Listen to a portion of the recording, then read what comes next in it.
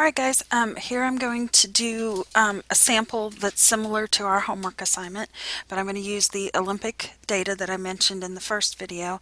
This is age of athletes that won at least one gold medal since the year 2000, and I took out there are actually a few people that were 54, as high age as 54, but I took those out because they kind of skew the data just a little bit. Okay, alright.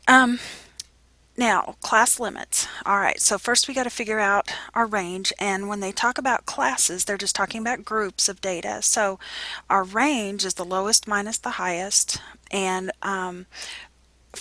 if you haven't watched the Excel basics, the quick way to select data is click on the first one, shift control, and then press the end key, which is over by delete and page down and all those on your keyboard, and then hold the shift key down, just shift, and arrow over using the arrow key until you have just that column, and then we need to sort it.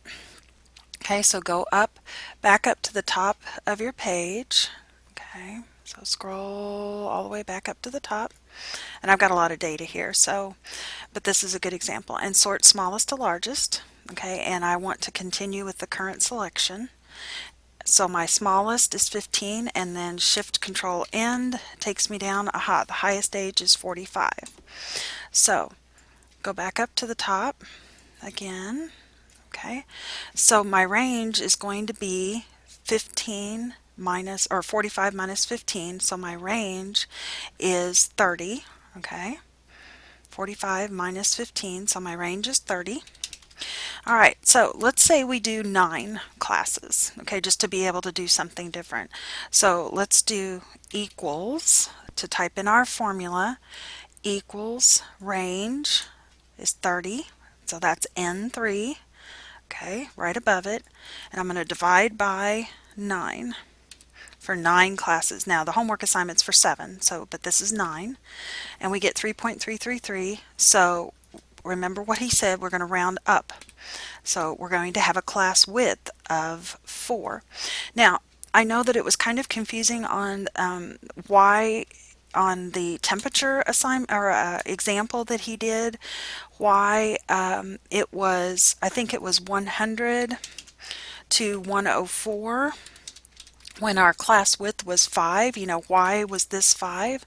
Well, remember that we're talking about discrete data, meaning that they're in this data set there are no decimals. It's 100, and then there's nothing between 100 and 101 until you get to 101.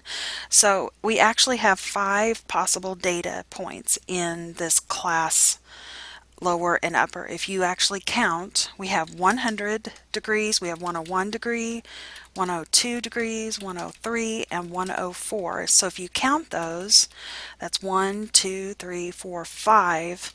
That's why we go up and go from 100 to 104, because that's actually 5 data points within that group. Does that make sense? So you may want to pause and listen to that again. So our class width, we're going to start with our lowest age, which is 15, and then if you count in your head 15 and go to 4 data points. So starting with 15 years old, 16 years old, 17-year-old, 18-year-old. So that's 4. So our upper limit's going to be 18. So then the next group we can't repeat because we want the data to be in separate groups. So 19 is our next age, and if you count 4 again, 19, counting 19. So 19 years old, 20 years old, 21 years old, 22 years old. You get 22 for the upper limit of our second group. Okay.